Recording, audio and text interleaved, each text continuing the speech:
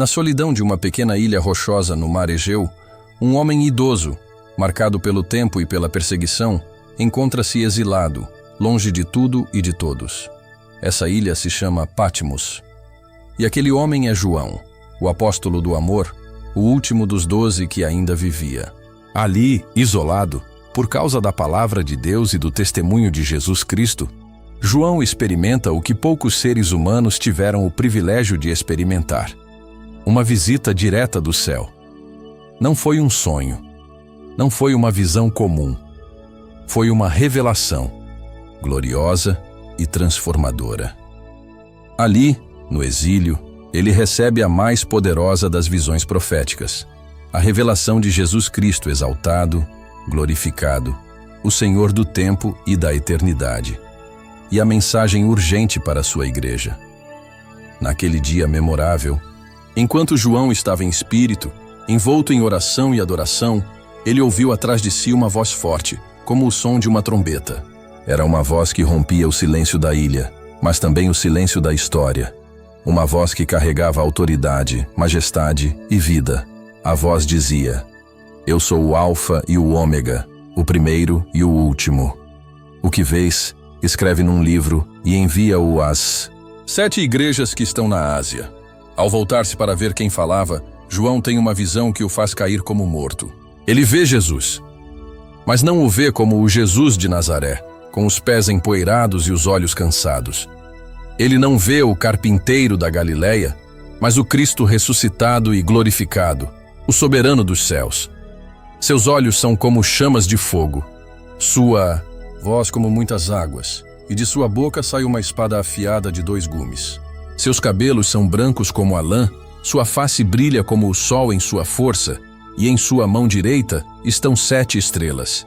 Ele está vestido com um manto que desce até os pés, cingido com um cinto de ouro. E ele caminha entre 7 candeeiros de ouro.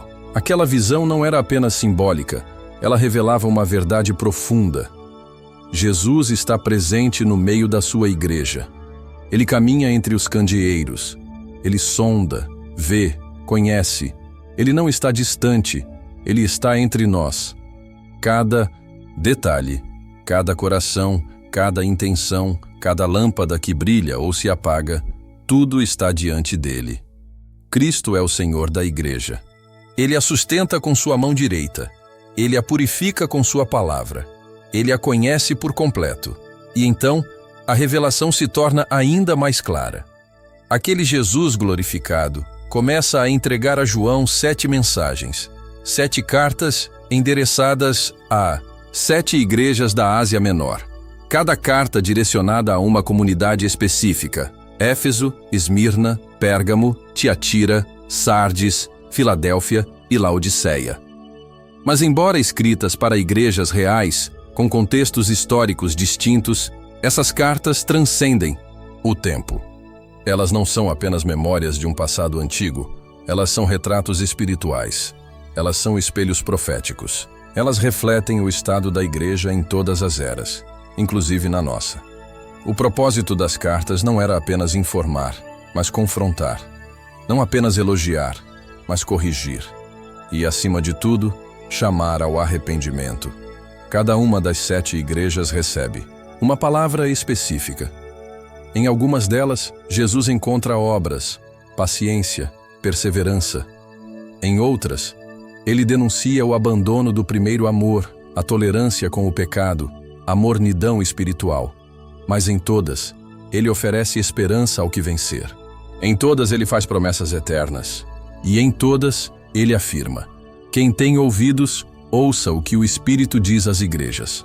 A revelação que João recebe é uma mensagem urgente, santa e poderosa. E o Espírito que falou àquelas igrejas continua falando hoje. Porque o Espírito Santo nunca se calou. Ele continua sussurrando, exortando, levantando vozes proféticas, despertando consciências e chamando a igreja ao centro da vontade de Deus. Ele fala através da palavra. Ele fala no secreto. Ele fala através da história. Ele fala nas catástrofes, nas guerras, nas pandemias, na corrupção, na apostasia. Ele fala. Mas será que temos ouvido? Vivemos dias de grande confusão espiritual. Em muitas igrejas, o candeeiro já se apagou, mas a estrutura continua. Em muitos altares, o fogo cessou, mas os rituais persistem. O nome de Jesus ainda é mencionado, mas a glória já não está lá. Éfeso deixou o primeiro amor. Laodiceia está cega pela sua própria riqueza. Sardes tem nome de que vive, mas está morta. E o coração de Cristo ainda arde por uma igreja pura, santa, viva, apaixonada. Ele ainda chama, ele ainda se revela, ele ainda caminha entre os castiçais. E ele ainda diz: arrepende-te, pois, senão virei contra ti. A mensagem das 7 igrejas é, acima de tudo, uma mensagem de amor. O amor que confronta, o amor que disciplina, o amor que salva, o amor que chama de volta. Jesus poderia ter ficado em silêncio, mas ele escolheu escrever. Ele escolheu advertir. Ele escolheu revelar. Porque o seu desejo é que ninguém se perca, mas que todos venham ao arrependimento. Cada carta é um convite à restauração. Cada exortação é uma tentativa de resgate. Cada elogio é uma luz de esperança. Jesus está dizendo: ainda dá tempo, ainda há chance, ainda há um caminho de volta. O chamado ao arrependimento é o fio condutor das 7 cartas. Não é um chamado à culpa, não é um chamado ao desespero, é um chamado à luz. É um convite a voltar ao primeiro amor, a abandonar o pecado, a despertar da mornidão, a vencer o mundo, porque ele voltará. E ele virá buscar uma noiva adornada, pura, fiel, vigilante, apaixonada. Uma igreja que ouve sua voz, que responde ao seu toque, que mantém acesa a chama da santidade. E por que essas mensagens são tão atuais? Porque o coração humano não mudou. Porque os mesmos desafios que a igreja enfrentava há 2000 anos continuam vivos hoje. A perseguição continua. A tentação de se conformar ao mundo persiste. A sedução do poder, da riqueza, da idolatria moderna. Tudo isso ainda nos ronda. Mas também continuam vivos o amor de Cristo, a presença do Espírito, a palavra viva e eficaz e a promessa da vitória. Ainda há uma coroa para o que vencer. Ainda há um novo nome. Ainda há vestes brancas. Ainda há um lugar reservado no trono. O tempo é agora. A urgência é real. Não se trata de uma simples mensagem bíblica. Trata-se de um diagnóstico do céu sobre a condição da igreja. E se somos igreja, precisamos nos colocar diante do espelho da palavra e perguntar: qual dessas 7 igrejas me representa? Em que estado está meu coração? Qual tem sido minha resposta à voz do Espírito? Talvez você, ao ouvir este vídeo, se veja em Éfeso, ativo, trabalhador, mas longe do amor inicial. Ou talvez em Sardes, aparência de vida, mas espiritualidade adormecida. Ou em Laodiceia, confortável, satisfeita, mas cega e miserável. Mas há boas novas. Jesus está batendo a porta. Ele ainda estende a mão. Ele ainda diz: se alguém ouvir a minha voz e abrir a porta, entrarei em sua casa e cearei com ele. Ele não busca perfeição. Ele busca rendição. Ele não espera grandezas. Ele deseja um coração contrito. O chamado é para todos. E a promessa também. As 7 igrejas são o retrato da humanidade diante de Deus. São lições eternas para líderes, congregações, pastores, famílias, ministérios e cada cristão individualmente. Jesus não nos chamou para a mediocridade. Ele nos chamou para a santidade, para a luz, para a eternidade. E a sua voz ainda ecoa pelos séculos. Quem tem ouvidos, ouça o que o Espírito diz às igrejas. Este vídeo é mais do que um estudo bíblico. É um clamor do céu. É uma trombeta espiritual. É o próprio Cristo chamando seu povo. Um chamado à vigilância, ao despertar, ao retorno. Um chamado ao arrependimento, porque ainda há tempo. Mas o tempo está se esgotando. Que o Espírito Santo encontre em nós ouvidos atentos. Que o nosso coração não endureça. Que possamos ouvir, entender e responder. Porque a promessa continua. Ao que vencer, dar-lhe-ei Se esta mensagem está edificando sua vida, peço que se inscreva no canal agora. Curta o vídeo, assista até o final e deixe seu comentário. Tudo o que você fizer é muito importante para ajudar este canal a crescer e continuar com a missão de anunciar as palavras de Jesus para o maior número de pessoas possível. Gratidão. E agora, vamos voltar para a mensagem. A igreja em Éfeso. Estas são as palavras daquele que tem as 7 estrelas em sua mão direita e anda entre os 7 candelabros de ouro. Conheço as suas obras, o seu trabalho árduo e a sua perseverança. Sei que você não pode tolerar homens maus, que pôs à prova os que dizem ser apóstolos, mas não são, e descobriu que eles eram impostores. Você tem perseverado e suportado sofrimentos por causa do meu nome, e não tem desfalecido. Contra você, porém, tenho isto: você abandonou o seu primeiro amor. Lembre-se de onde caiu. Arrependa-se e pratique as obras que praticava no princípio. Se não se arrepender, virei a você e tirarei o seu candelabro do lugar dele. Mas há uma coisa a seu favor. Você odeia as práticas dos nicolaítas, como eu também as odeio. Aquele que tem ouvidos, ouça o que o Espírito diz às igrejas. Ao vencedor darei o direito de comer da árvore da vida, que está no paraíso de Deus. Entre as 7 igrejas destinatárias das cartas de Jesus no livro de Apocalipse, há uma que ocupa a posição de honra: Éfeso. E não sem razão. Éfeso não era apenas uma cidade proeminente do mundo antigo, era também o centro espiritual e missionário de uma região estratégica. Mas não é sua arquitetura, sua economia ou sua fama que nos chama a atenção neste momento. O que nos prende agora é o olhar penetrante de Cristo sobre uma igreja que começou com fervor, caminhou com zelo, resistiu com coragem, mas que, com o tempo, permitiu que o amor inicial esfriasse em seu coração. A igreja de Éfeso representa um alerta solene. É possível fazer tudo certo do lado de fora e ainda assim estar se afastando do essencial, o primeiro amor. Jesus dirige suas palavras a essa igreja com autoridade inquestionável. Ele se apresenta como aquele que tem na mão direita as 7 estrelas e que anda no meio dos 7 castiçais de ouro. Ele segura os líderes, sustenta os mensageiros, governa sobre os que ele chamou. E mais, ele anda no meio da igreja. Ele observa, ele conhece, ele examina. Nada escapa aos seus olhos. Nenhuma obra, nenhuma intenção, nenhum desvio. Cristo não está distante, ele está presente. Ele não é apenas o Redentor do Calvário, é o Senhor ressuscitado, ativo, vigilante e envolvido com sua igreja. A cidade de Éfeso era a capital da província romana da Ásia. Rica, populosa, culturalmente influente e religiosamente pagã. Era o lar do famoso Templo de Ártemis, uma das 7 maravilhas do mundo antigo. Era uma cidade de comércio, filosofia, idolatria e promiscuidade.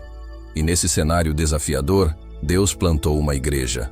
Fundada pelo apóstolo Paulo, fortalecida por Timóteo, ensinada por Apolo, visitada por João, essa igreja teve uma herança rica, uma liderança piedosa e uma base sólida na doutrina apostólica. Eles conheceram a verdade, viveram perseguição, foram ensinados por gigantes da fé. Tinham tudo para permanecer firmes e vibrantes no Senhor. E, de fato, o próprio Jesus reconhece e elogia a igreja de Éfeso. Ele diz: conheço as tuas obras, o teu trabalho, a tua perseverança e que não pode suportar os maus.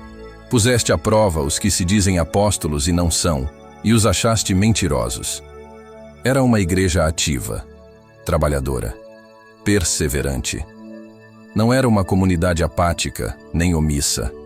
Havia zelo, havia dedicação, havia discernimento doutrinário. Eles não toleravam heresias, repreendiam os falsos mestres, lutavam pela verdade. E mesmo diante da oposição e das dificuldades, não desfaleceram. Era, aos olhos humanos, uma igreja modelo, ortodoxa, estável, resistente. Mas então, como um trovão que corta o céu em dia de sol, vem a palavra que ninguém gostaria de ouvir. Tenho, porém, contra ti que abandonaste o teu primeiro amor. Essas palavras ferem como uma espada, porque revelam que é possível manter a estrutura e perder o coração. É possível manter a doutrina e perder a paixão. É possível continuar servindo, mas por dever e não mais por amor. O problema de Éfeso não era a falta de ação, mas a ausência de afeição. Eles haviam perdido a centelha inicial, a ternura do relacionamento com Cristo, a doçura da devoção íntima. O serviço continuava, mas a motivação havia mudado. O amor foi deixado para trás. E Jesus, com ternura e firmeza, chama a igreja à consciência. Lembra-te, pois, de onde caíste, arrepende-te e pratica as primeiras obras. O caminho da restauração começa com memória, passa pela humildade do arrependimento e se concretiza em ações renovadas. Eles não estavam sendo chamados a sentimentos, mas a decisões, a lembrar de onde estavam, de como era a sua comunhão com Deus, a se entristecer pelo que perderam e a retornar com atitude. Arrependimento no Evangelho não é apenas remorso, é mudança de direção. E Cristo chama a sua igreja ao retorno. A advertência é clara e severa. Se não te arrependeres, virei a ti e removerei o teu candeeiro do seu lugar. Isso significa que a presença do Senhor pode se retirar, a luz pode ser apagada, a influência pode cessar. É possível continuar com os cultos, com a liturgia, com a organização e ainda assim estar sem a presença real de Cristo. E isso é o mais trágico. O candeeiro representa a luz e a presença do Senhor. E a ameaça de removê-lo indica que Jesus não tolera uma igreja sem amor. Ele é o noivo apaixonado por sua noiva. Ele deseja um relacionamento vivo, vibrante, íntimo. Ele não quer apenas ortodoxia, ele quer adoração. Ele não quer apenas mãos ocupadas, quer corações aquecidos. Ainda assim, Cristo reconhece mais um aspecto positivo da igreja de Éfeso. Tens, contudo, a teu favor que odeias as obras dos nicolaítas, as quais eu também odeio. Isso mostra que a igreja ainda guardava zelo pela santidade e não se acomodava com a libertinagem que começava a se infiltrar em algumas comunidades cristãs. Mesmo com a falha no amor, ainda havia um senso de justiça e repulsa ao pecado. Cristo reconhece e valoriza isso, mas deixa claro que isso, por si só, não é suficiente. A base de tudo é o amor, o primeiro amor. E então a promessa é lançada diante dos olhos e ouvidos espirituais. Ao que vencer, dar-lhe-ei o direito de comer da árvore da vida que está no paraíso de Deus. Aquele que ouve e responde. Aquele que volta. Aquele que resgata o amor perdido. Aquele que persevera em paixão por Cristo. Esse será recompensado com a maior das promessas: acesso à árvore da vida, símbolo da vida eterna, da comunhão restaurada, da plenitude no paraíso. Essa imagem remete ao Éden, onde o homem tinha livre acesso à árvore da vida antes da queda. E agora, por meio de Cristo, esse acesso é prometido novamente, não a todos, mas ao que vencer. Vencer o esfriamento, vencer a indiferença, vencer o conformismo, vencer o esquecimento do amor. A carta à igreja de Éfeso é profundamente atual. Ela fala a líderes cansados, a ministérios sobrecarregados, a igrejas organizadas, mas sem fervor espiritual. Ela é uma radiografia de corações que já foram incendiados, mas agora apenas cintilam. E ela não vem para condenar, mas para chamar de volta. Jesus não escreve essa carta para abandonar Éfeso, mas para salvá-la. Ele ainda anda entre os castiçais. Ele ainda segura as estrelas. Ele ainda chama. Ele ainda ama. Nos nossos dias, quantas igrejas perderam o primeiro amor? Quantos ministérios começaram com lágrimas e hoje funcionam como máquinas? Quantos crentes já não se comovem com a cruz, com a palavra, com a presença de Deus? Quantos se tornaram profissionais da fé, mecânicos na adoração, frios na oração, distraídos na adoração? A advertência de Jesus não é apenas para Éfeso, é para mim, é para você, é para todos nós. É tempo de lembrar. De onde caímos? Como era o nosso coração antes? Quanto tempo passávamos em oração? Com que intensidade adorávamos? Como ansiávamos pela presença do Senhor? É tempo de arrepender-se. Reconhecer que perdemos algo precioso, que deixamos algo essencial para trás, que trocamos o noivo pelo ministério, o altar pela agenda, a intimidade pela aparência.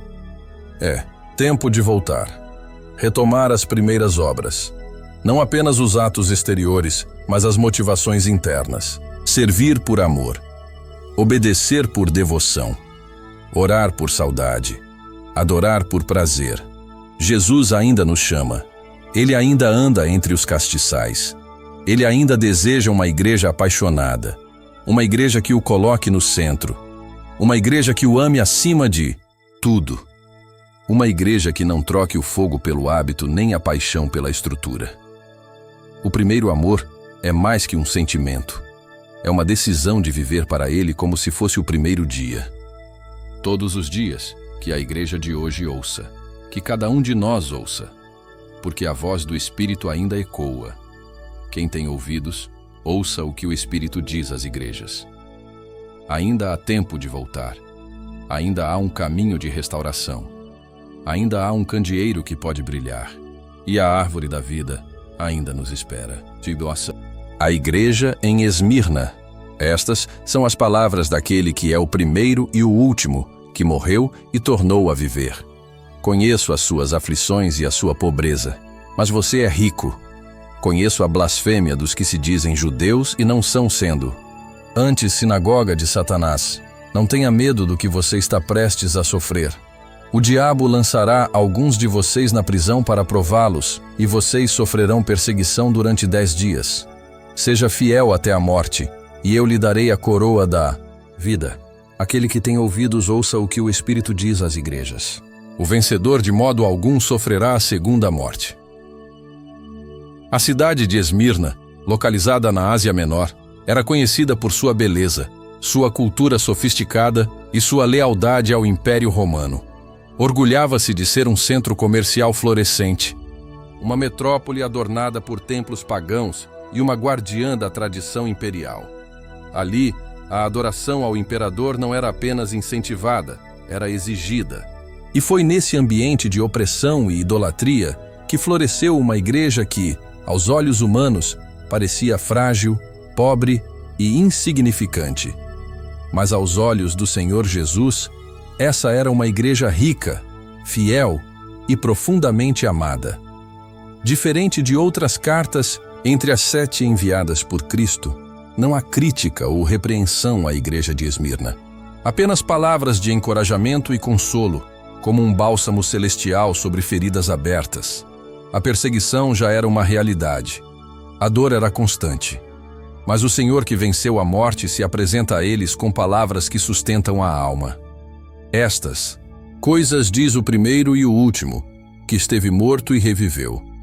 Cristo se revela como o eterno, aquele que não tem princípio nem fim, aquele que tudo governa e tudo sustenta. O primeiro e o último é uma expressão da divindade de Jesus, um eco do próprio Deus em Isaías. Ele se apresenta também como o ressurreto, aquele que passou pela morte, conheceu a dor e venceu o túmulo. Ele fala como quem entende o sofrimento. Ele não é um espectador distante. Ele é o Deus que sangrou. E é esse Cristo que agora fala com ternura à igreja sofredora de Esmirna. Conheço a tua tribulação, a tua pobreza, mas tu és rico. Essas palavras ecoam como um raio de luz no coração da aflição. Jesus conhece. Ele sabe. Ele vê. Ele não está alheio. Cada lágrima é conhecida. Cada perda é registrada. Cada injustiça é lembrada. A tribulação aqui mencionada não era genérica, era severa. Era uma perseguição cruel, orquestrada tanto por romanos quanto por líderes religiosos judeus que rejeitavam a fé cristã. Os crentes de Esmirna eram pressionados por todos os lados, perdiam seus bens, eram impedidos de trabalhar, sofriam violência, eram presos e, mesmo assim, continuavam fiéis. A pobreza citada por Jesus não era apenas material, mas extrema. Eles haviam perdido tudo por amor a Cristo. Mas o Senhor lhes revela a verdade espiritual. Mas tu és rico. Que paradoxo! Que contraste com a lógica do mundo! O céu tem critérios diferentes da terra. O que os homens desprezam, Deus exalta. O que o mundo considera fraqueza, o céu chama de glória. Aqueles irmãos tinham perdido bens, conforto e segurança, mas haviam ganhado o tesouro mais precioso, a fidelidade ao Cordeiro. Eles eram ricos em fé, em esperança, em amor. Tinham uma herança eterna reservada. Nada poderia tirá-la, e Jesus continua. E conheço a blasfêmia dos que se dizem judeus e não são, sendo antes sinagoga de Satanás. Isso nos mostra que parte da perseguição vinha de opositores religiosos, pessoas que se diziam de Deus, mas que estavam a serviço do inimigo. O sofrimento da igreja não vinha apenas de fora, mas também de pessoas que se diziam representantes da verdade. Quantas vezes isso acontece ainda hoje? Quantas feridas são causadas por quem carrega o nome de Deus, mas não carrega o seu coração? Jesus denuncia isso com firmeza. Ele sabe quem são os verdadeiros. Ele conhece o coração. Ele discerne entre aparência e essência. E então vem a exortação. Nada temas das coisas que hás de sofrer. Que palavras difíceis de ouvir. E ao mesmo tempo tão necessárias. Jesus não promete livramento imediato. Ele não diz que o sofrimento acabará em breve. Ao contrário, ele antecipa mais dor, mais provações, mais ataques. Mas junto com isso ele diz, não temas. O medo é natural diante da ameaça. Mas Jesus convida seus filhos a uma coragem sobrenatural. Uma confiança que não se apoia nas circunstâncias, mas na fidelidade do Deus que está no controle de todas as coisas. Cristo continua. Eis que o diabo lançará alguns de vós na prisão, para que sejais provados, e tereis tribulação de 10 dias. Aqui, vemos o Senhor revelando o propósito do sofrimento. Ele não é sem sentido, ele é prova, ele é purificação, ele é testemunho. A prisão é iminente, a dor virá, mas o tempo é determinado, 10 dias. Não são dias literais necessariamente, mas representam um tempo limitado, estabelecido por Deus. O sofrimento tem começo, meio e fim. E quem determina esse limite não é o inimigo, é o Senhor. Ele está no controle até mesmo da fornalha. Ele está presente no fogo. Ele acompanha de perto cada momento da tribulação. E então ecoa uma das declarações mais marcantes de toda a Bíblia. Sê fiel até a morte, e dar-te-ei a coroa da vida. Essa é a essência da carta a Esmirna. A fidelidade incondicional. A entrega total, o compromisso que não negocia, o amor que não desiste. Jesus não promete que escaparão da morte, mas promete algo infinitamente maior. A coroa da vida. A recompensa eterna, a aprovação do céu. Eles poderiam ser desprezados na terra, mas seriam coroados no céu. E essa promessa não era apenas para Esmirna, é para todos que permanecem fiéis. Mesmo quando tudo ao redor desmorona, o texto termina com um chamado solene. Quem tem ouvidos, ouça o que o Espírito diz às igrejas. O que vencer de modo algum, sofrerá o dano da segunda morte. Aqui está a esperança final. Aqueles que vencem, isto é, os que perseveram em Cristo, os que guardam a fé até o fim, não serão feridos pela segunda morte. A primeira morte pode vir, a dor pode vir, o martírio pode vir, mas a segunda morte, a separação eterna de Deus, jamais tocará os que pertencem ao Cordeiro. Eles são eternamente seguros, selados, guardados, prometidos à vida eterna. A carta. A igreja de Esmirna é uma joia rara. Um testemunho de que é possível ser fiel mesmo na pobreza, mesmo na dor, mesmo na perseguição. Ela nos confronta, nos consola, nos inspira.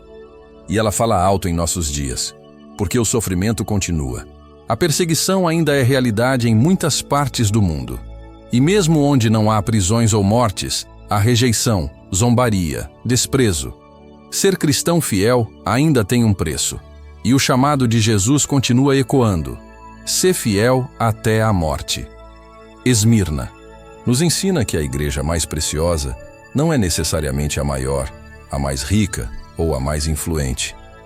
A igreja mais preciosa é aquela que permanece firme, mesmo quando tudo convida à desistência. A igreja que não negocia sua fé. A igreja que suporta a perda com olhos no céu. A igreja que entende que sua riqueza está em Cristo e não nas posses. Que sua segurança está na eternidade e não na estabilidade terrena. Nos dias atuais, muitos buscam uma fé confortável, uma espiritualidade sem cruz, um evangelho sem custo. Mas Esmirna nos chama de volta ao verdadeiro discipulado, seguir a Cristo até as últimas consequências, amar a Cristo mais do que ao mundo, honrar a Buba, Cristo mesmo quando isso significa perder tudo. E para aqueles que estão sofrendo, a mensagem de Esmirna é um consolo incomparável. Jesus sabe, Ele conhece, Ele está presente, Ele já passou pela dor, Ele venceu a morte. E Ele promete, a coroa da vida espera por você. Não desista, não tema, não retroceda, seja fiel. A igreja de Esmirna não era numerosa, não era rica, não era admirada pelo mundo, mas era preciosa para Cristo. Que sejamos como ela, que sejamos encontrados fiéis, que estejamos dispostos a enfrentar o que for necessário, porque nosso Senhor vale mais do que tudo. Ele é o primeiro e o último, aquele que morreu e reviveu. A Ele seja toda a glória. A igreja em Pérgamo. Estas são as palavras daquele que tem a espada afiada de 2 gumes. Sei onde você vive, onde está o trono de Satanás. Contudo, você permanece fiel ao meu nome e não renunciou à sua fé em mim, nem mesmo quando Antipas, minha fiel testemunha, foi morto nessa cidade onde Satanás habita. No entanto, tenho contra você algumas coisas. Você tem aí pessoas que se apegam aos ensinos de Balaão, que ensinou Balaque a armar ciladas contra os israelitas, levando-os a comer alimentos sacrificados aos ídolos e a praticar imoralidade sexual. De igual modo, você tem também os que se apegam aos ensinos dos nicolaítas. Portanto, arrependa-se. Senão, virei em breve até você e lutarei contra eles com a espada da minha boca. Aquele que tem ouvidos, ouça o que o Espírito diz às igrejas. Ao vencedor darei do maná escondido. Também lhe darei uma pedra branca com um novo nome nela escrito, conhecido apenas por aquele que o recebe. Pérgamo, uma cidade majestosa, construída sobre uma colina elevada, onde a cultura, a ciência e a idolatria conviviam lado a lado.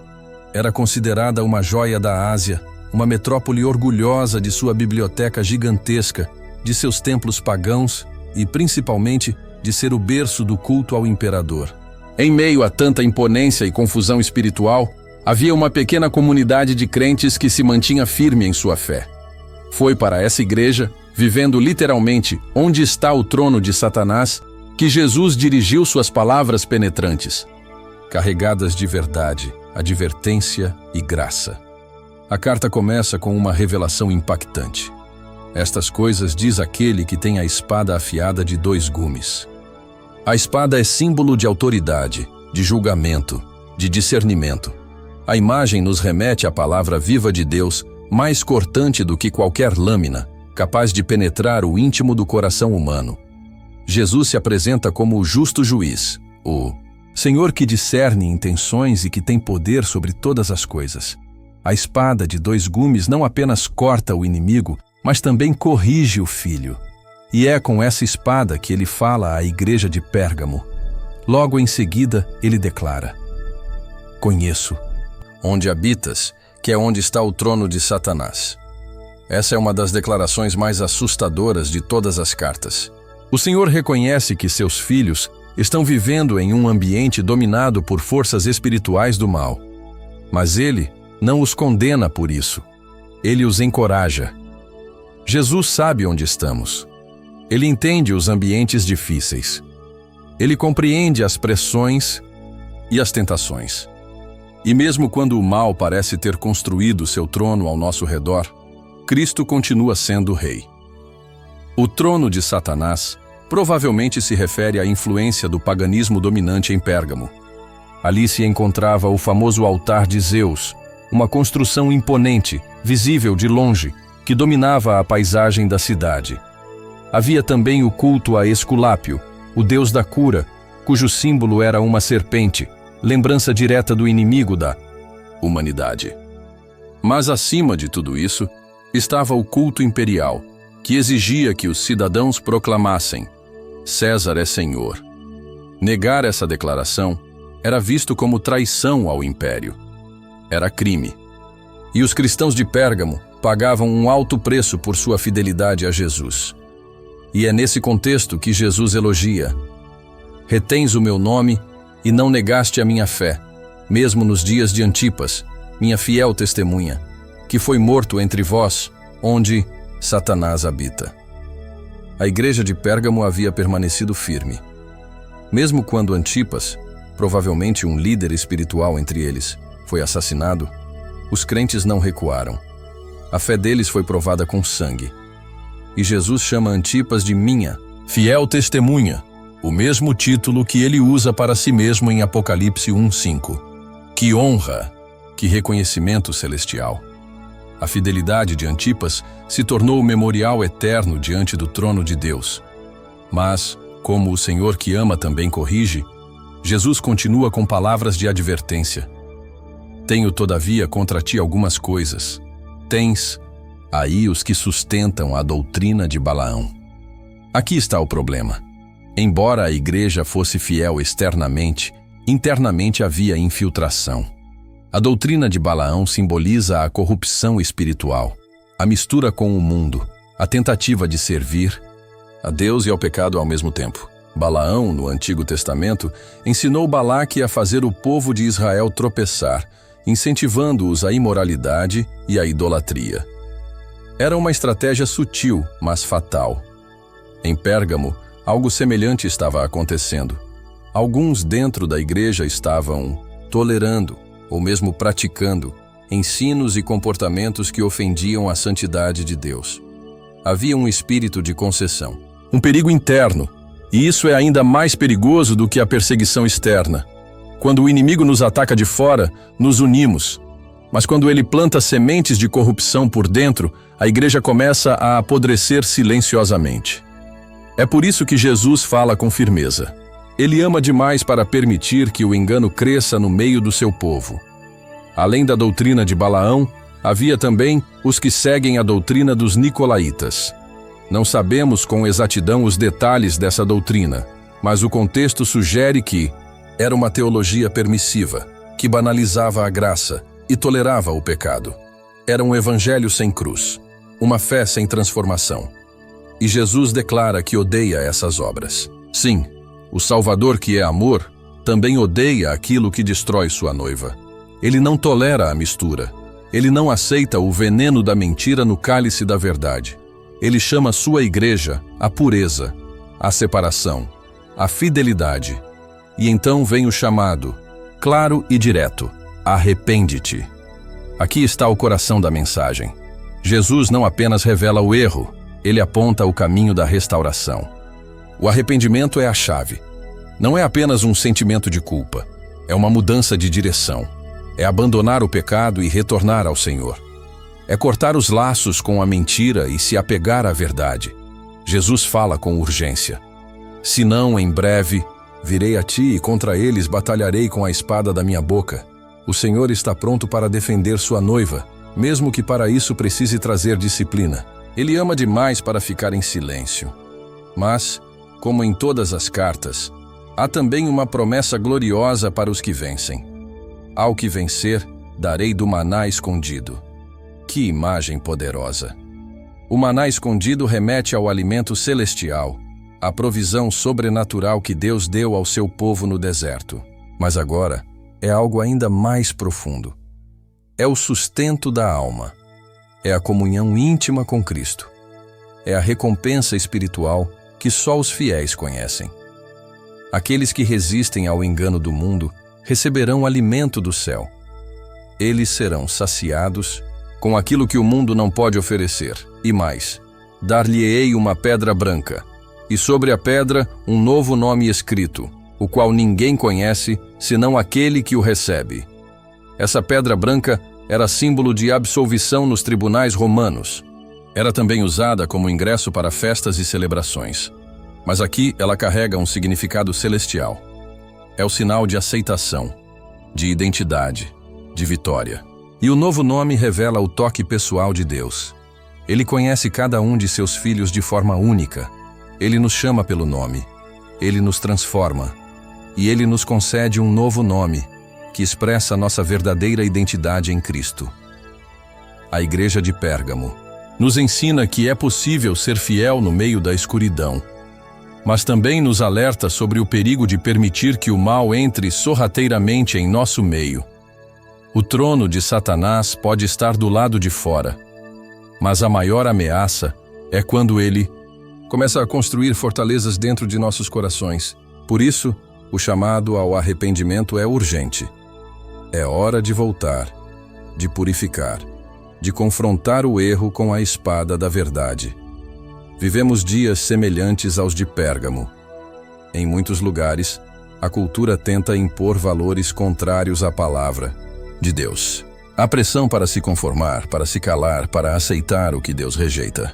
Mas a Igreja de Cristo não pode negociar sua fidelidade. Devemos permanecer firmes, devemos resistir, devemos amar a verdade, mesmo quando ela nos custa. E se houver algo em nós que precisa ser corrigido, que haja arrependimento, que haja quebrantamento, que haja retorno à simplicidade do Evangelho. Não podemos nos esconder atrás de obras externas. Jesus vê além das aparências. Ele conhece a essência. E Ele chama com amor e autoridade. Arrepende-te. A boa notícia é que ainda há tempo, ainda há graça, ainda há oportunidade. A espada que fere também cura. A palavra que confronta também restaura. Jesus está no meio dos castiçais. Ele caminha entre as igrejas. Ele fala. Ele guia. Ele purifica. Que sejamos uma igreja fiel. Que sejamos uma igreja arrependida. Que sejamos uma igreja que resiste ao trono de Satanás com a autoridade do trono de Deus. Que recebamos o maná escondido. Que recebamos a pedra branca. Que sejamos chamados pelo novo nome que o Senhor preparou. Porque a vitória não é para os mais fortes. É para os fiéis. É para os que vencem com a espada do Espírito. É para os que guardam a fé, mesmo onde o mal reina. A Igreja em Tiatira. Estas são as palavras do Filho de Deus, cujos olhos são como chama de fogo e os pés como bronze reluzente. Conheço as suas obras, o seu amor, a sua fé, o seu serviço e a sua perseverança, e sei que você está fazendo mais agora do que no princípio. No entanto, contra você tenho isto: você tolera Jezabel, aquela mulher que se desprofetiza. Com seus ensinos, ela induz os meus servos à imoralidade sexual e a comerem alimentos sacrificados aos ídolos. Dei-lhe tempo para que se arrependesse da sua imoralidade, mas ela não quer se arrepender. Por isso, vou lançá-la num leito de sofrimento e trarei grande aflição aos que cometem adultério com ela, a não ser que se arrependam das obras que ela pratica. Matarei os filhos dela. Então todas as igrejas saberão que eu sou aquele que sonda mentes e corações, e retribuirei a cada um de vocês de acordo com as suas obras. Aos demais que estão em Tiatira, a vocês que não seguem os ensinos dela, e não aprenderam, como eles dizem, os profundos segredos de Satanás, digo: não porei outra carga sobre vocês. Tão somente apeguem-se com firmeza ao que vocês têm, até que eu venha. Tiatira, uma cidade comercial, movimentada, conhecida por seus sindicatos e corporações de ofício. Era menor e menos imponente que Éfeso ou Pérgamo, mas havia ali uma igreja. Uma igreja que, aos olhos de Jesus, merecia tanto atenção quanto as outras. A carta que o Senhor dirige a Tiatira é a mais longa entre as 7 e talvez a mais intensa. É uma carta que mistura elogio e confronto, amor e julgamento, esperança e correção. É a voz do Senhor que vê tudo, que sonda tudo, que conhece os corações. Ele se apresenta com palavras solenes. Estas coisas diz o Filho de Deus, que tem os olhos como chama de fogo e os pés semelhantes ao latão reluzente. É a única. Vês nas 7 cartas que Jesus se apresenta explicitamente como o Filho de Deus. Aqui, ele enfatiza sua divindade, sua autoridade suprema, sua santidade incomparável. Seus olhos como chama de fogo penetram tudo. Nenhuma máscara resiste ao seu olhar. Nenhuma fachada religiosa o engana. Ele vê a verdade. E seus pés de bronze reluzente simbolizam firmeza, justiça e julgamento. Ele pisa com santidade. Ele caminha com autoridade entre as igrejas. E então ele diz: conheço as tuas obras. E que palavras impressionantes vêm a seguir.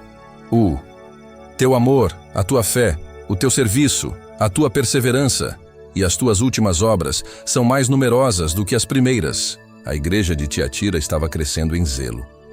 Ela não havia se esfriado. Era uma igreja ativa, envolvida, dedicada. Amava, servia, tinha fé, suportava tribulações, era perseverante. Em muitos aspectos, era um exemplo. Em nossos dias, seria uma igreja admirada, com projetos, ação social, oração, movimento. Mas havia algo muito sério, que Jesus precisava corrigir. Ele diz com firmeza: tenho, porém, contra ti o tolerares que Jezabel, que a si mesma se declara profetiza, ensine e seduza os meus servos a praticarem a prostituição e a comerem coisas sacrificadas aos ídolos. Aqui está o centro da crise em Tiatira. Havia uma mulher influente, chamada simbolicamente de Jezabel. Esse nome remete à rainha perversa do Antigo Testamento, esposa de Acabe, que contaminou Israel com idolatria, manipulação, sedução e morte. Jezabel, em Tiatira, representa o espírito da falsa profecia, do engano espiritual, da mistura do santo com o profano. Essa mulher se dizia profetisa. Falava em nome de Deus, mas era instrumento de Satanás. Sua influência era devastadora. Ela seduzia, ela ensinava, ela enganava, e o mais grave, a igreja tolerava. Ela não era um inimigo externo. Ela estava dentro da comunidade. E Jesus não repreende apenas Jezabel. Ele repreende a igreja por tolerá-la, por permitir, por se calar, por não confrontar o pecado. A lição aqui é clara e dura. A igreja que não confronta o erro se torna cúmplice dele. A tolerância ao pecado em nome da paz ou da compaixão não é virtude, é fraqueza espiritual. A Jezabel de Tiatira promovia imoralidade sexual e idolatria espiritual. Talvez ela usasse palavras bonitas, talvez dissesse que era tudo revelação, talvez justificasse suas práticas com argumentos místicos, mas a verdade é que ela levava os servos de Deus a pecar. E o Senhor não é indiferente a isso. Ele diz: dei-lhe tempo para que se arrependesse, e ela, todavia, não quer arrepender-se. Que tristeza! O Senhor é longânimo. Ele espera. Ele dá tempo. Mas chega um momento em que a paciência dá lugar ao juízo. Eis que a lanço em leito, bem como em grande tribulação os que com ela adulteram, caso não se arrependam das obras que ela incita. O leito, que antes era símbolo de prazer ilícito, agora se torna leito de dor. O juízo começa. Jesus diz que todos saberão que Ele são da mente e os corações, e que retribui a cada um segundo suas obras. Isso é tremendo. Cristo não é apenas o Cordeiro. Ele é o leão. Ele não é apenas o Salvador. Ele é o juiz. E quando sua igreja se contamina, Ele intervém. Mas como sempre, em meio à advertência, há consolo para os fiéis. Digo, porém, a vós outros, os demais de Tiatira, a todos quantos não têm essa doutrina e que não conheceram, como dizem, as coisas profundas de Satanás, outra carga não jogarei sobre vós. Que maravilhoso é o equilíbrio de Jesus. Ele não pune os inocentes. Ele conhece os justos. Ele distingue os que permanecem firmes no meio do erro. A esses, Ele encoraja. Retende o que tendes, até que eu venha.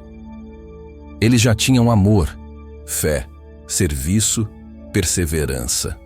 A palavra do Senhor é: continuem, guardem isso, perseverem. E então, mais uma vez, vêm as promessas gloriosas. Ao que vencer e ao que guardar até o fim as minhas obras, eu lhe darei autoridade sobre as nações. Com cetro de ferro as regerá e as reduzirá a pedaços como vasos de oleiro. Isso aponta para o reino milenar de Cristo, onde os santos reinarão com ele.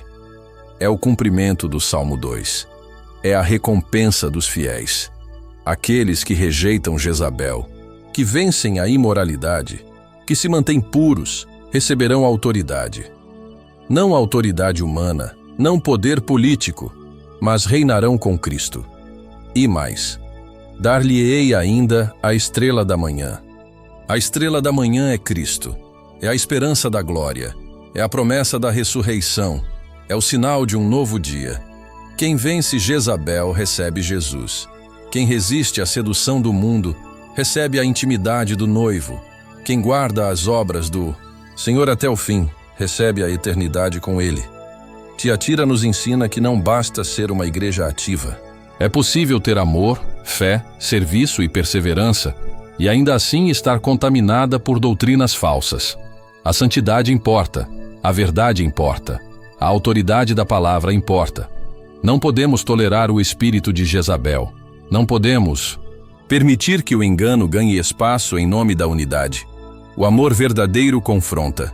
A graça verdadeira transforma. E o Senhor verdadeiro disciplina aqueles que ama. Hoje, mais do que nunca, precisamos ser vigilantes. O espírito de Jezabel continua agindo. Ele se disfarça de espiritualidade. Ele fala em nome de Deus, mas contradiz as Escrituras. Ele promete liberdade, mas leva à escravidão do pecado. Ele seduz com palavras doces, mas conduz à morte. E o que Jesus espera de sua igreja? Arrependimento, santidade, fidelidade, discernimento, amor que não se vende, fé que não negocia. Um povo que diz: Senhor, sonda-nos, purifica-nos, corrige-nos. Aos fiéis de Tiatira e aos fiéis de hoje, Jesus diz: retende o que tendes. Guarde o que é santo. Honre a verdade. Não ceda à pressão do engano. Há um trono preparado. Há uma estrela reservada. Há uma eternidade esperando os que vencem. O caminho não será fácil, mas o Senhor caminha conosco. Ele tem os olhos como chama de fogo. Ele vê, ele conhece e ele recompensará. A igreja em Sardes. Estas são as palavras daquele que tem os 7 Espíritos de Deus e as 7 estrelas. Conheço as suas obras. Você tem fama de estar vivo, mas está morto. Esteja atento. Fortaleça o que resta e que estava para morrer. Pois não achei suas obras perfeitas aos olhos do meu Deus. Lembre-se, portanto, do que você recebeu e ouviu. Obedeça e arrependa-se. Mas, se você não estiver atento, virei como um ladrão, e você não saberá a que hora virei contra você. No entanto, você tem em Sardes alguns que não contaminaram as suas roupas. Eles andarão comigo, vestidos de branco, pois são dignos. O vencedor será igualmente vestido de branco. Jamais apagarei o seu nome do livro da vida, mas o reconhecerei diante de meu Pai e dos seus anjos. Aquele que tem ouvidos, ouça o que o Espírito diz às igrejas. Sardes. Uma cidade que em tempos passados foi grande, poderosa, símbolo de riqueza e esplendor. A capital do antigo reino da Lídia, famosa por seus tesouros e por sua localização estratégica no alto de um monte, considerada quase inexpugnável. Mas como tantas fortalezas humanas, sua autoconfiança se tornou sua ruína. Sardes caiu, não por força externa, mas por descuido interno. E essa tragédia histórica se torna o pano de fundo espiritual da carta que Jesus escreve a essa igreja. Voz do Senhor ressoa, desta vez sem elogios iniciais, sem menções de amor, fé ou perseverança. A mensagem vai direto ao ponto. Conheço as tuas obras, tens nome de que vives e estás morto. Que palavra assustadora! A aparência de vida escondia a realidade de morte. Sardes era uma igreja com fama, com reputação. Talvez seus cultos fossem bem frequentados. Talvez houvesse louvor, ensino, estrutura. Do lado de fora, Tudo parecia em ordem. Mas aos olhos do Senhor, havia decadência. E Jesus não se impressiona com a aparência. Ele sonda o íntimo. Ele vê a essência. E a essência de Sardes era falha. Tens nome de que vives. Isto é, tens reputação de ser espiritual, de ser viva, de ser relevante. Mas estás morto.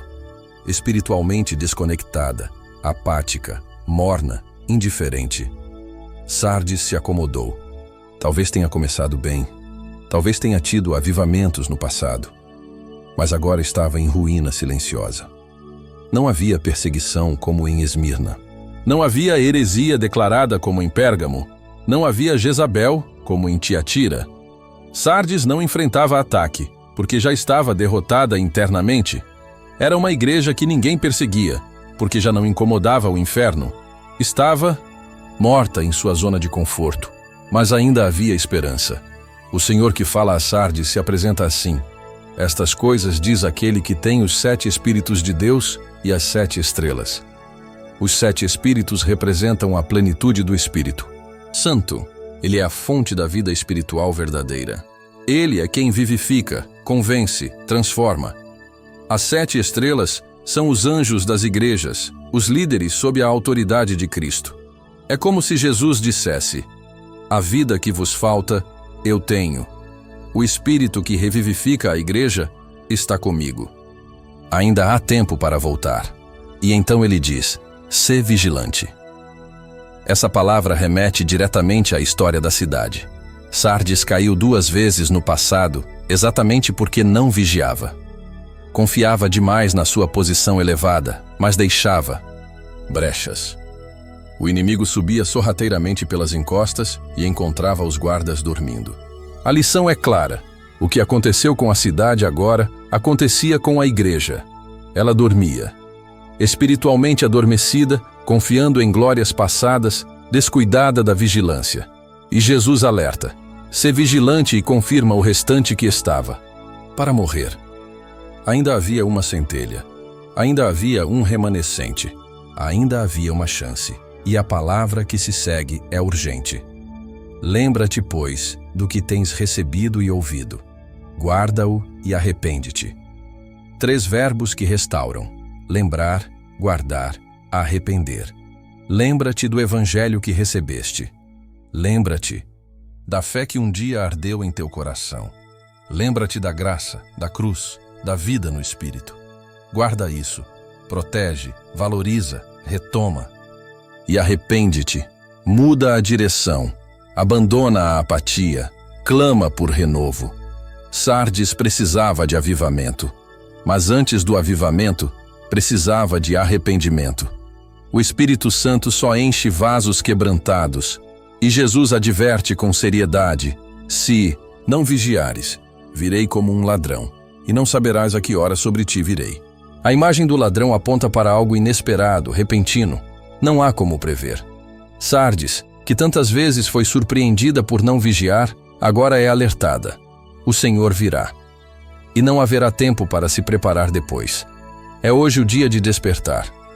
É agora o momento de reavivar, mas mesmo em meio à morte, havia vida. E o Senhor diz com ternura: tens contudo em Sardes algumas poucas pessoas que não contaminaram as suas vestes, e comigo andarão de branco, porquanto são dignas. Que consolo! Em meio à maioria adormecida, havia um pequeno grupo fiel. Eles não haviam se vendido, não haviam se acomodado, não haviam deixado o espírito se apagar. Eles guardaram suas vestes, símbolo de pureza, de santidade, de consagração. E para eles, a promessa é gloriosa: andarão comigo de branco, andar com Cristo, ter comunhão íntima com Ele, participar da sua glória. Esse é o destino dos fiéis, não por mérito, mas por fidelidade. A brancura das vestes é símbolo de justiça, e o Senhor ainda afirma: o vencedor será igualmente vestido de vestes brancas, e de maneira nenhuma riscarei o seu nome do livro da vida. Pelo contrário, confessarei o seu nome diante de meu Pai e diante dos seus anjos. Que promessa tremenda! O nome gravado no livro da vida. O nome preservado. E mais do que isso, o nome confessado por Jesus diante do Pai. Sardes, a igreja que parecia viva, mas estava morta, é desafiada a ressuscitar, a deixar a aparência e buscar a essência, a abandonar a superficialidade e retornar ao fogo do Espírito. Essa carta ecoa forte em nossos dias. Quantas igrejas hoje têm nome, fama, estrutura, mas estão espiritualmente mortas? Quantos ministérios vivem de passado? Quantos cristãos estão adormecidos, iludidos pela rotina, afastados do primeiro amor? A carta a Sardes é um alerta, um espelho e uma oportunidade. Jesus chama: sê vigilante. Vigia tua vida, vigia teus pensamentos, vigia tua comunhão, vigia tua doutrina, vigia teu coração. Ele chama: confirma o restante. Volta ao altar, retoma a oração, reacende a chama. Ele chama: lembra-te, lembra do sacrifício da cruz. Lembra da tua conversão. Lembra de onde caíste. Ele chama: arrepende-te. Quebra o orgulho. Rasga o coração. Volta para o caminho. Ele chama: vem e anda comigo. E essa é a promessa para os que despertam. Sardes pode representar um tempo da história da igreja, mas também pode representar uma fase da nossa vida espiritual. Pode ser que alguém que me ouve agora esteja com aparência de vida, frequentando os cultos, dizendo as palavras certas, mas por dentro sente-se seco, frio, distante. Jesus vê, Jesus conhece e Jesus chama: desperta, tu que dormes, levanta-te dentre os mortos e Cristo te iluminará. Efésios 5:14. Não se trata de religiosidade, trata-se de realidade espiritual. Sardes tinha nome, mas o céu via outra coisa. Hoje é o tempo de alinhar o nome com a essência, a fama com a verdade, a aparência com a presença. E isso só é possível pelo arrependimento, pela graça e pela presença contínua do Espírito de Deus. O Senhor tem os 7 Espíritos. A plenitude da vida espiritual está nele. Ele tem as 7 estrelas. A autoridade sobre todas as igrejas está em suas mãos. Ele não rejeita os que o buscam com verdade. Ainda há tempo, ainda há esperança, ainda há um chamado. Sardes não precisa permanecer morta. Ela pode ressuscitar, mas só se ouvir a voz do Espírito e responder com humildade. Quem tem ouvidos, ouça o que o Espírito diz às igrejas. O Espírito ainda fala, o Espírito ainda convence, o Espírito ainda chama. Que possamos não apenas ouvir, mas responder. Com lágrimas, com fé, com obediência, com vida verdadeira. A igreja em Filadélfia. Estas são as palavras daquele que é santo e verdadeiro, que tem a chave de Davi. O que ele abre ninguém pode fechar, e o que ele fecha ninguém pode abrir. Conheço as suas obras. Eis que coloquei diante de você uma porta aberta que ninguém pode fechar. Sei que você tem pouca força, mas guardou a minha palavra e não negou o meu nome. Farei com que os da sinagoga de Satanás, que se dizem judeus e não são, mas mentem, venham e se prostrem aos seus pés e reconheçam que eu amei você. Visto que você guardou a minha palavra de exortação à perseverança, eu também o guardarei da hora da provação que está para vir sobre todo o mundo, para pôr à prova os que habitam na terra. Venho em breve. Retenha o que você tem, para que ninguém tome a sua coroa. Farei do vencedor uma coluna no santuário do meu Deus, e dali ele jamais sairá. Escreverei nele o nome do meu Deus e o nome da cidade do meu Deus, a Nova Jerusalém, que desce dos céus da parte de Deus. E também escreverei nele o meu novo nome. Aquele que tem ouvidos, ouça o que o Espírito diz às igrejas. Filadélfia, uma cidade modesta em tamanho, mas grandiosa em significado espiritual. Seu nome significa amor fraternal, e essa característica parece se refletir na igreja ali estabelecida. Ao contrário de Sardes, que tinha fama de viva, mas estava morta, Filadélfia era pequena, discreta, sem destaque político ou social. Mas aos olhos de Jesus, era uma igreja forte, fiel, aprovada. Entre as 7 cartas do Apocalipse, apenas 2 não contêm repreensões: Esmirna e Filadélfia. E é sobre essa igreja fiel, perseverante e humilde que o Senhor libera uma das promessas mais profundas e gloriosas. Jesus começa dizendo: Estas coisas diz o Santo, o verdadeiro, aquele que tem a chave de Davi, que abre e ninguém fechará, e que fecha e ninguém abrirá. Aqui ele não se apresenta como o que tem os 7 espíritos ou as 7 estrelas, mas como o Santo e o verdadeiro, 2 atributos que pertencem exclusivamente a Deus: santidade absoluta e verdade perfeita. Essa apresentação revela que Jesus fala com autoridade divina. Ele também se revela como aquele que tem a chave de Davi, símbolo de autoridade messiânica, de soberania sobre o reino. Ele abre portas que ninguém pode fechar. E quando ele fecha, nenhum homem, anjo ou potestade é capaz de abrir. O controle está em suas mãos. Ele governa.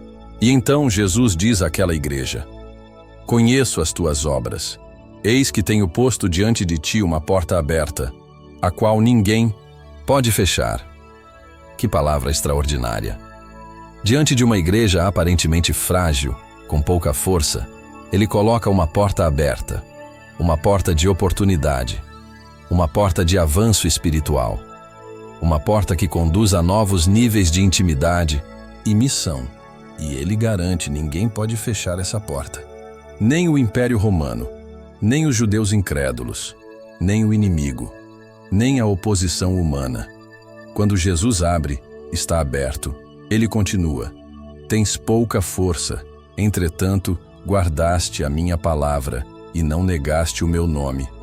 Que beleza há nessa afirmação! Jesus não está cobrando grandes números, nem destaque, nem prestígio. Ele está observando a fidelidade, a constância, a resistência silenciosa.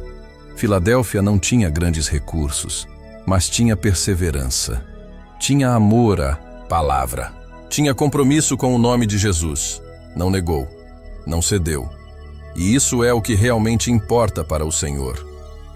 Nos dias de hoje, quando tantas igrejas correm atrás de relevância, visibilidade, crescimento acelerado e aplausos, a carta a Filadélfia nos lembra de que o que importa é guardar a palavra e não negar o nome. Importa ser fiel no pouco. Importa manter o coração íntegro. Importa não se corromper mesmo quando a força parece pouca. A fidelidade aos olhos do céu tem mais valor do que o sucesso visível aos olhos dos homens. Jesus então faz uma promessa de justiça. Eis que farei que alguns dos que são da sinagoga de Satanás, desses que a si mesmos se declaram judeus, e não são, mas mentem. Eis que os farei vir e prostrar-se aos teus pés, e conhecer que eu te amei. Havia perseguição em Filadélfia, vinda de judeus que rejeitavam o Evangelho. Eram opositores que se diziam povo de Deus, mas agiam com ódio, mentira e violência. Jesus os chama de sinagoga de Satanás. Isso mostra o quanto a religião sem amor, sem verdade e sem Cristo pode se tornar uma ferramenta diabólica. Mas o Senhor não apenas vê, Ele age. Ele diz que os adversários reconhecerão que Ele ama a igreja. Eles verão a aprovação divina. Serão forçados a reconhecer o favor celestial sobre aqueles que, mesmo pequenos, foram fiéis. O amor de Cristo pela sua igreja fiel será manifestado publicamente. E isso não é vingança, é justiça. É o reconhecimento de que a graça, e não a força, é o verdadeiro poder que sustenta o povo de Deus. E o Senhor prossegue: Porque guardaste a palavra da minha perseverança, também eu te guardarei da hora da provação que há de vir sobre o mundo inteiro, para experimentar os que habitam sobre a terra. Aqui está uma das promessas mais discutidas do Apocalipse: a proteção da igreja fiel durante o tempo da grande tribulação.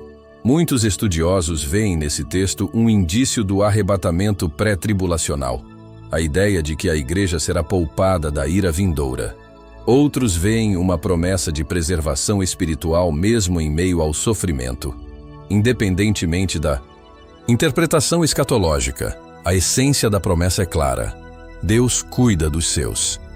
Ele guarda os que o guardam. Ele protege os que perseveram. Ele não abandona os fiéis ao acaso. O tempo da provação pode vir, mas para os que estão em Cristo, há abrigo, há esperança, há segurança. Filadélfia não seria esquecida. O Senhor era o seu escudo. Então Jesus diz: venho sem demora, conserva o que tens, para que ninguém tome a tua coroa. Isso é precioso. A coroa representa a recompensa, a honra, a vitória final. Mas há um alerta: ela pode ser tomada. Não porque outro a roube, mas porque o crente pode abandonar o caminho, desistir da perseverança, perder o foco. Por isso a palavra é: conserva o que tens. Não precisa buscar mais. Só não perca o que já conquistou em Cristo. Continue firme, continue fiel, continue guardando a palavra, continue confessando o nome, e mais promessas gloriosas são feitas. Ao que vencer, faloei coluna no santuário do meu Deus, e daí jamais sairá. Ser uma coluna no templo de Deus é símbolo de estabilidade, permanência e honra. Filadélfia era uma cidade que sofria com terremotos. Os edifícios desabavam, os moradores fugiam, havia instabilidade. Mas Jesus promete estabilidade eterna. No santuário de Deus, o vencedor será como coluna, não será abalado, não será removido. Terá lugar de destaque, de firmeza, de honra perpétua. E então ele diz: gravarei sobre ele o nome do meu Deus, o nome da cidade do meu Deus, a nova Jerusalém que desce do céu, e também o meu novo nome. Aqui estão 3 nomes, e cada um traz um significado profundo. O nome do Pai, pertencimento divino. O nome da nova Jerusalém, cidadania eterna. E o nome novo de Jesus, intimidade com Cristo na eternidade. O vencedor recebe uma nova identidade. Ele é propriedade de Deus, cidadão do céu e amigo íntimo do Salvador. Filadélfia, com sua pouca força, mas com fidelidade abundante, nos ensina que o que move o céu não é a grandeza humana, mas a obediência. Não é o número, mas a entrega. Não é o prestígio, mas a persistência. É possível ser pequeno e ainda assim ter uma porta aberta diante de si. É possível ser frágil e ainda assim ser coluna no templo do Altíssimo. É possível viver na periferia do mundo e no centro da vontade de Deus. A igreja de hoje precisa redescobrir o espírito de Filadélfia. Num tempo de vaidade e ego, de ambição e performance, precisamos voltar à essência, guardar a palavra, não negar o nome, conservar o que temos, perseverar na fé, ser fiéis no pouco. A carta à Filadélfia não tem palavras de correção, apenas de encorajamento. Isso mostra que é possível, sim, viver uma vida cristã sem duplicidade. É possível ser aprovado por Cristo mesmo em tempos difíceis.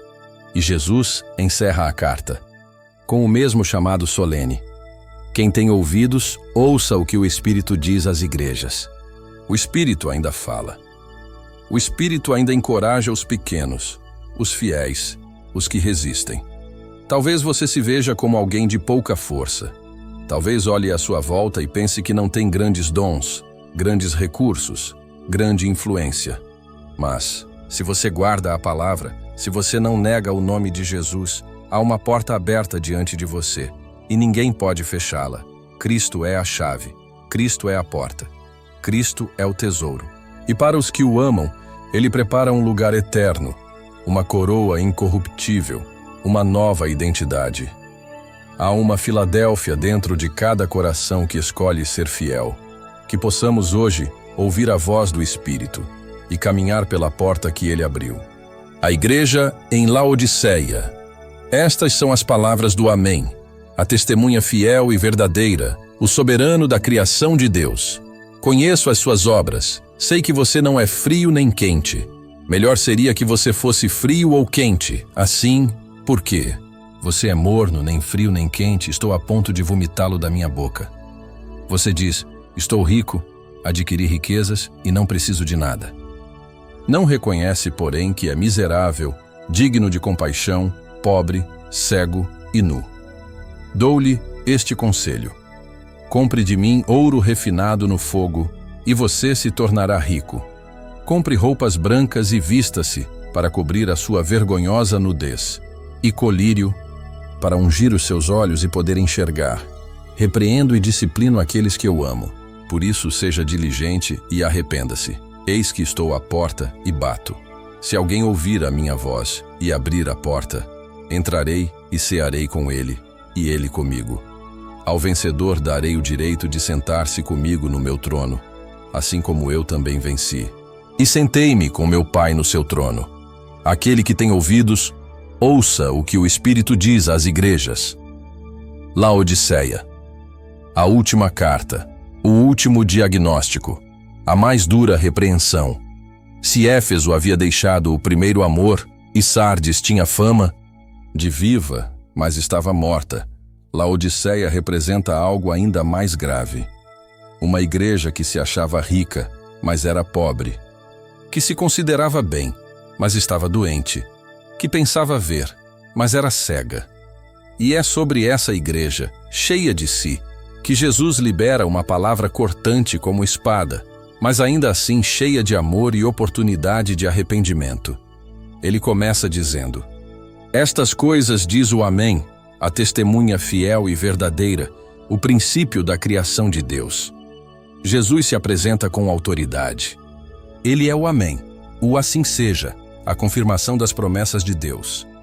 Ele é a testemunha fiel e verdadeira, aquele que diz a verdade sobre nós, mesmo quando não queremos ouvir. Ele é o princípio da criação, ou seja, a origem de tudo, aquele por meio de quem tudo foi feito.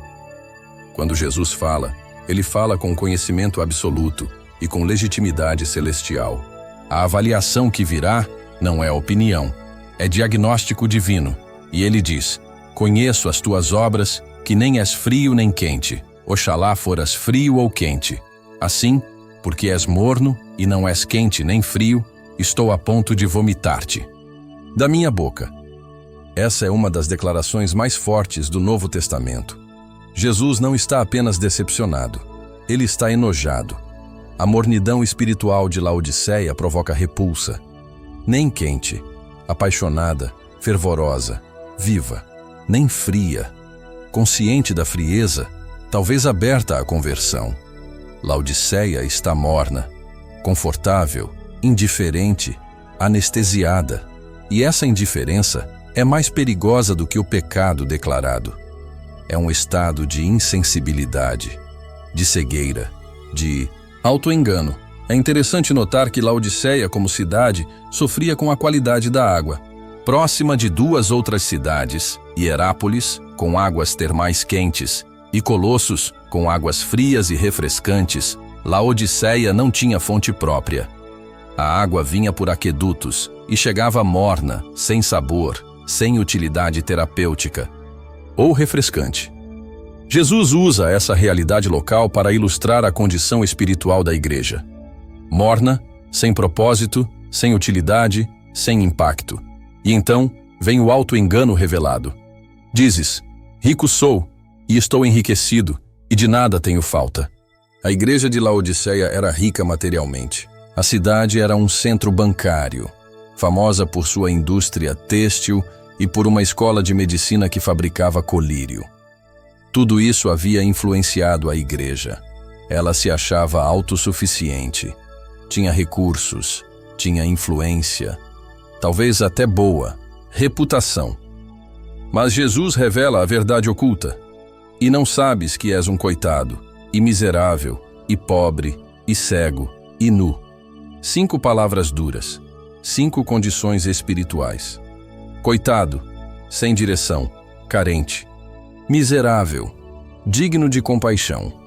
Pobre, sem tesouros eternos. Cego, sem discernimento espiritual. Nu, sem vestes de justiça. A igreja que achava que tudo tinha, na verdade nada possuía do que realmente importa. É o retrato da religião sem vida, da fé sem cruz, do cristianismo sem Cristo. Mas o Senhor não desiste. Ele repreende porque ama. Ele adverte porque ainda há chance. E então ele aconselha: Aconselho-te que de mim compres ouro refinado no fogo, para que te enriqueças, vestes brancas, para que te vistas, e não seja manifesta a vergonha da tua nudez, e colírio, para ungires os olhos, a fim de que vejas. Jesus oferece 3 coisas que a cidade se orgulhava de ter, mas de maneira espiritual e verdadeira. Primeiro, ouro refinado, riquezas que vêm da fé provada, da obediência, do caráter forjado no fogo da tribulação. Riquezas que o dinheiro não pode comprar. Segundo, vestes brancas, símbolo da pureza, da salvação, da dignidade restaurada. Vestes que apenas o sangue de Cristo pode oferecer. Terceiro, colírio espiritual, discernimento, clareza, visão do alto. Só o Espírito Santo pode abrir os olhos da alma, e então vem a revelação do coração do Senhor. Eu repreendo e castigo a todos quantos amo. Sê, pois, zeloso e arrepende-te. Que declaração poderosa! A repreensão é fruto do amor. O castigo é disciplina paterna. Jesus não está expulsando Laodiceia, está tentando despertá-la. E o caminho de volta é o zelo e o arrependimento. Zelo, fervor, intensidade, paixão restaurada. Arrependimento, mudança de mente, de direção, de vida. E então vem uma das cenas mais belas e tristes das Escrituras. Eis que estou à porta e bato. Se alguém ouvir a minha voz e abrir a porta, entrarei em sua casa, e com ele cearei, e ele comigo. Jesus está do lado de fora. O dono da igreja está do lado de fora da igreja. Ele bate, ele não arromba, ele espera, ele chama, ele deseja comunhão. A ceia é símbolo de intimidade, de restauração de relacionamento. A porta não é coletiva, é individual. Se alguém ouvir, a restauração começa no coração de que Cristo quer entrar. Cristo quer cear. Cristo quer restaurar. E ele faz uma promessa gloriosa.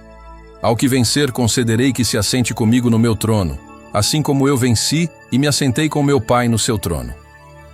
Da mornidão à glória, da cegueira ao trono, da vergonha à honra. Mas só vencerá quem ouvir. Só reinará quem abrir a porta.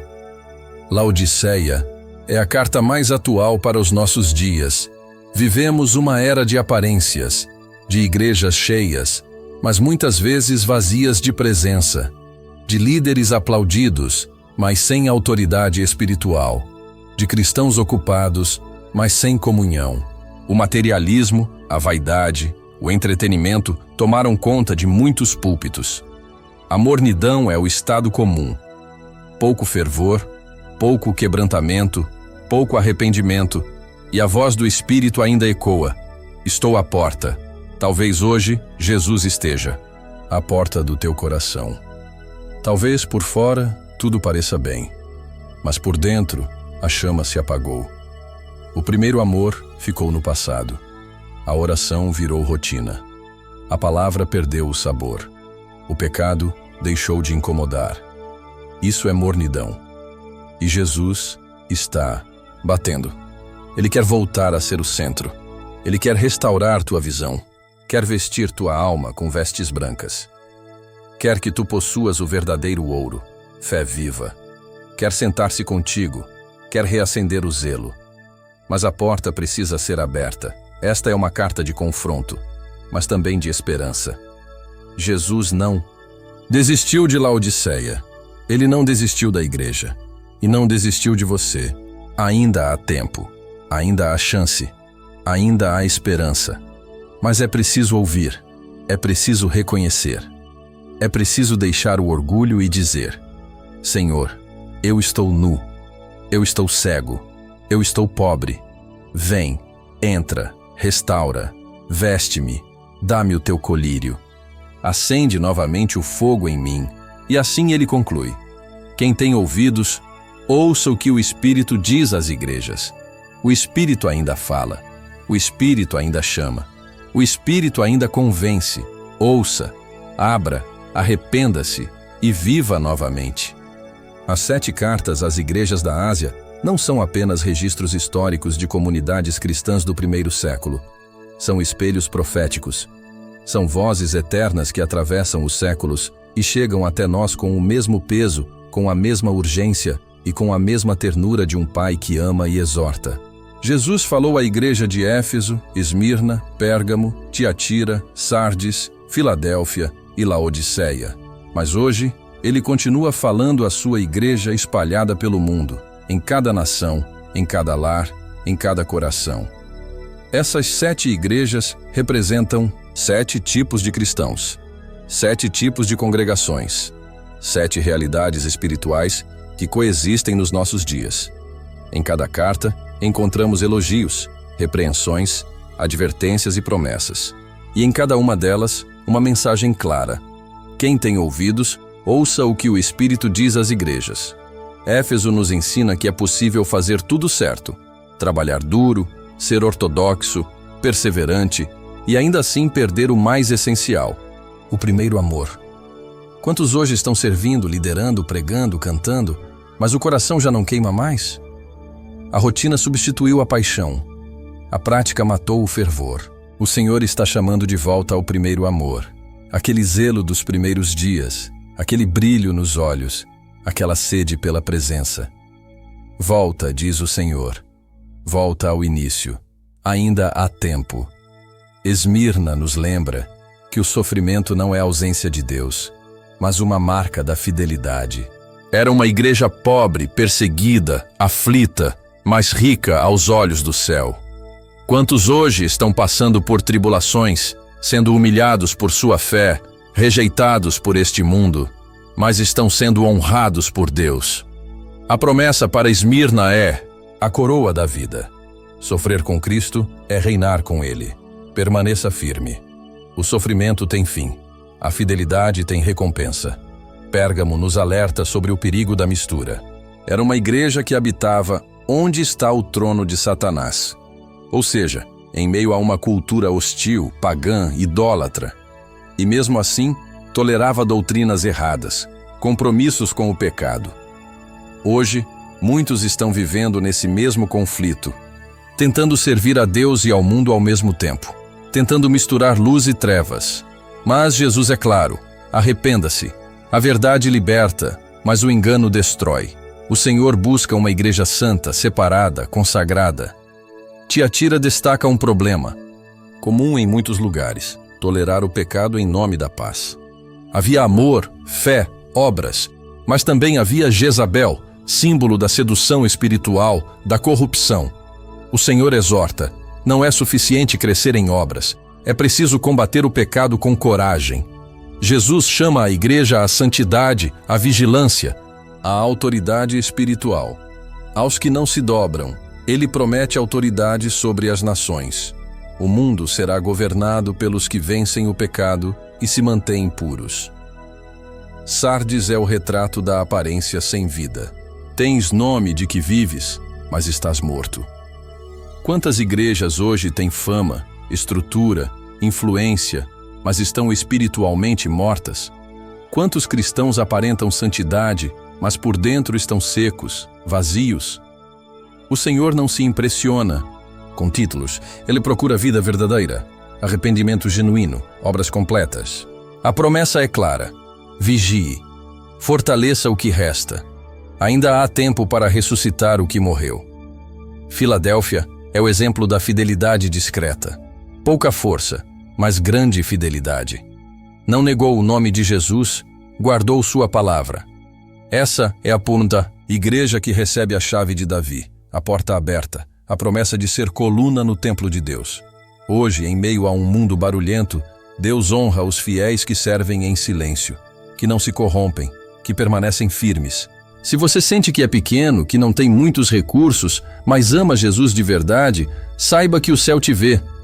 Há uma porta aberta diante de ti, e então chegamos a Laodiceia, a igreja morna, autossuficiente, rica por fora, mas pobre por dentro.